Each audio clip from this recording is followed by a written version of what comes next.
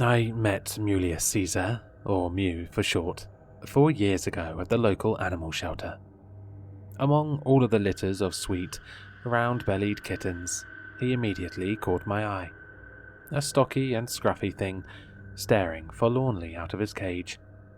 His speckled white coat was topped with a stark crop of black fur on the peak of his head, resembling the eponymous figure's haircut. It was love at first sight, and within the hour, he was stooped grumpily in a cat basket in the back of my car. Despite his perpetually cranky-looking face, we bonded quickly. He spent that evening stretched out on his back, purring, while I rubbed his belly. Since the modest bungalow I call home was located in the middle of nowhere, in the heart of the countryside, I deemed it safe to let Mew out every once in a while for a little romp in the garden, with me checking on him periodically, of course. He had long since said goodbye to his ability to produce kittens, so he was happy enough to hang around in the garden without venturing further in search of mates and trouble. It was a spring afternoon, the day it happened. He had been prancing around in the grass, trying to catch butterflies when the clouds began to draw in, and I heard the first warning drops of rain patter against the window. The familiar sound of paws thumped on the windowsill, and I saw Mew standing there, waiting to be let in. I quickly put my book down on the coffee table and got up to open the window. He plodded in slowly, his coat speckled with raindrops. But something was odd. Normally he would give me a little meow of greeting and affectionately headbutt my hand as he sauntered in. But his movements were stiffer today, his eyes fixed ahead of him. "You okay, Meowie?" I cooed, following his gaze. "There a fly you want to catch?" But I didn't see anything of the sort. Maybe he was just grumpy because he got wet. I shrugged and returned to the couch, picking up my book again.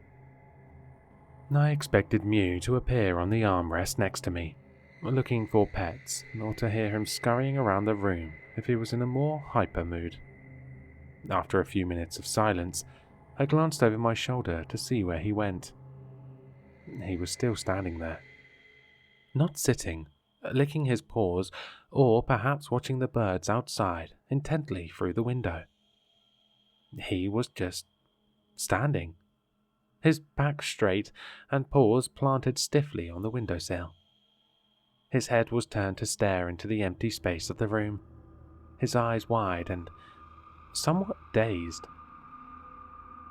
"You really are a weirdo, Mew," I said with a forced chuckle, but I felt a sense of unease growing in my chest. Was he sick? I got up to check on him. The second I rose, his head snapped suddenly to face me, and his wide eyes locked onto me. My heart fluttered at the sudden movement, but I walked up to him, trying to be casual. I ran my hand gently over his fur, petting him, but he didn't move.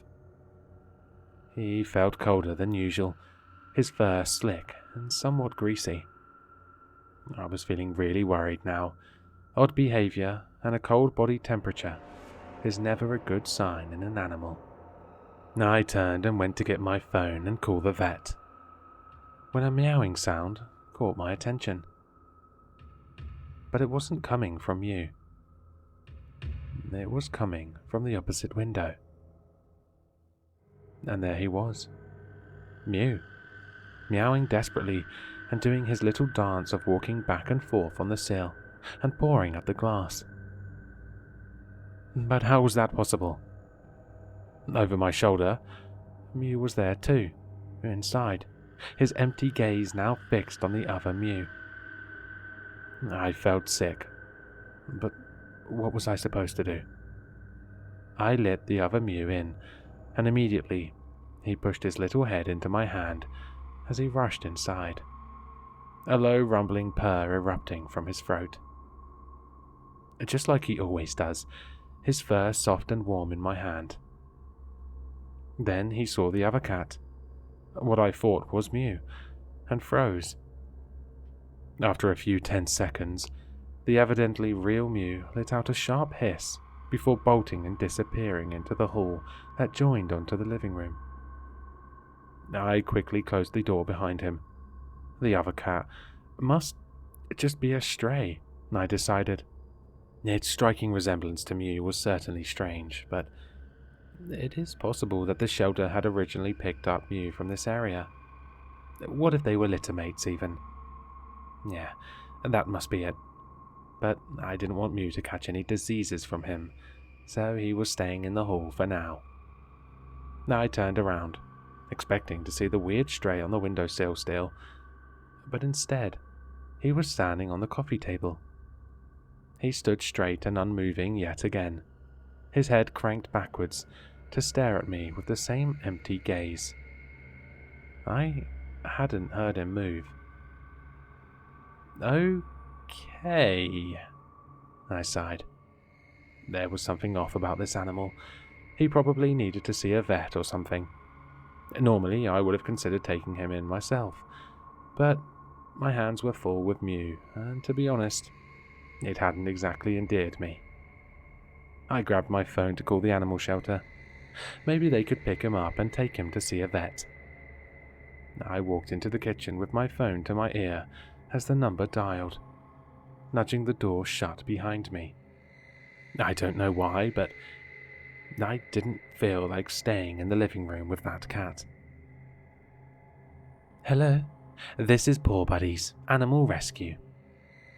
A lady spoke from my phone. Hi. So, I'm in a kind of funny situation, I began, and went on to tell the story of my kitty's unexpected doppelganger. The woman from Poor Buddy's was very helpful. She let me know that there would be someone swinging by that evening to pick the cat up and to just keep him warm and hydrated until then. So, I just had to spend a few hours with the weird cat, and help would be on the way. That works. I felt kind of bad that I felt more unease than empathy towards the little guy, but at least he would be looked after either way. I returned to the living room, ready to fetch some bowls of kibble and water for the stray, when I saw from the hall that the door was open. It had been closed, I was certain, but there was no time to think about that. I had to make sure the stray didn't get close to Mew in case he got sick. I ran into the hall, my eyes darting into the room. And immediately, I froze. Mew was lying on the floor, and on the top of him was the stray, facing the opposite direction. Its tail wrapped around Mew's neck and snaked into his mouth, clamping his head and jaws in place. Its legs pushed in on Mew's, pinning him in place. And its face was red, wet with blood, a string of sinewy flesh hanging out of its mouth. A string of flesh coming from a ragged hole on Mew's back. It stared at me, eyes glazed over and blank as before. The only motion, the slow and mechanical grinding of its mouth as it chewed. I screamed, and before I knew what I was doing, I charged forward. The horrid thing leapt from Mew, the only time I ever really saw it move, and disappeared into the shadows of the hall. His mouth free, Mew cried out as I gathered him into a bundle in my arms.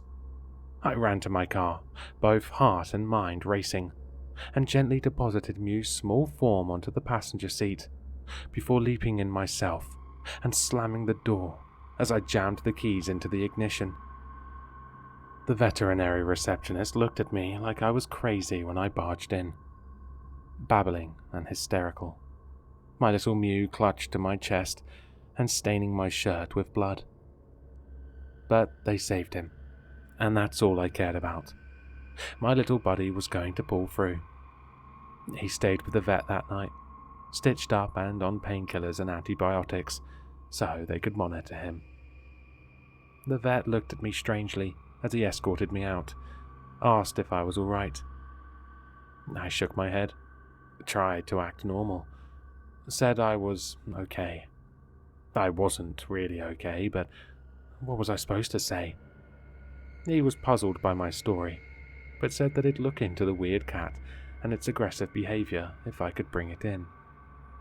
Rabies has been long extinct in my country, but he said it would be a good idea to check if there was some kind of other disease causing the animal's odd behavior. Truthfully, I never wanted to see that thing again, but I had left it in my house. It felt strange, driving back without Mew. My stomach sank when I climbed into my car and saw the small red stain on the passenger seat, and when I thought of what would face me when I returned home. I took my first step into my home, tentatively, afraid that it would be standing there, staring right at me. But it wasn't in the first room, nor was it in the sitting room, or the hall.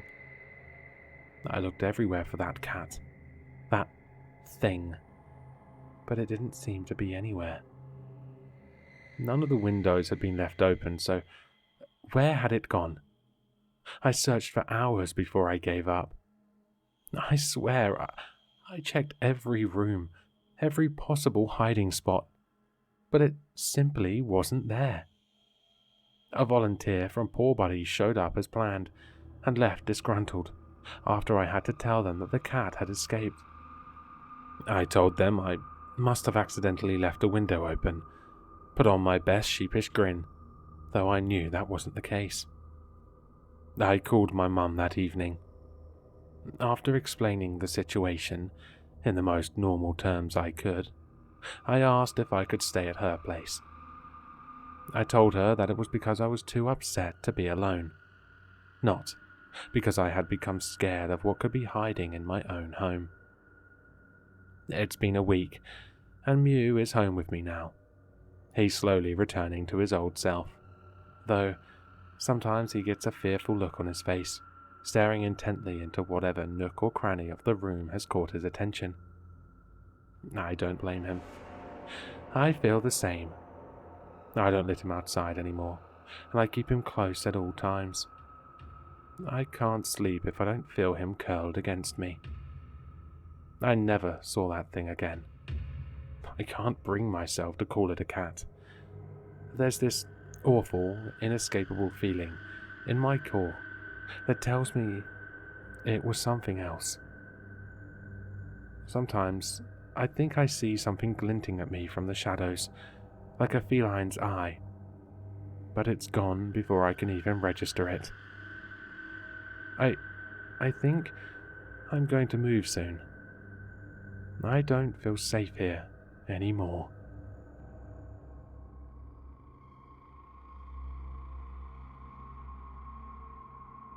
Hello, sinister listeners. If you've enjoyed this story, then you'll find all the author's information in the description below. For more content, be sure to like, comment, and subscribe to succumb to the sinister.